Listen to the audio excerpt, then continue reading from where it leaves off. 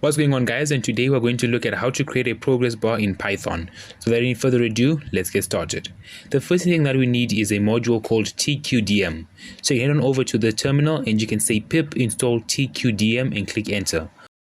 Once it's installed, we can start building our program. We're going to start off by saying from tqdm import tqdm, then we're also going to import time. So we're going to say from time import sleep.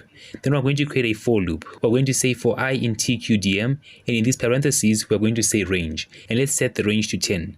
And in this for loop we're going to say sleep, and let's say for 0.9 seconds. Now before we run this program, let me explain what's going on. tqdm is a module used for creating progress bars for for loops. Then we import in this time, which we're going to use later in the program. This sleep tells our program to move after every 0.9 seconds. Now let's go ahead and run our program.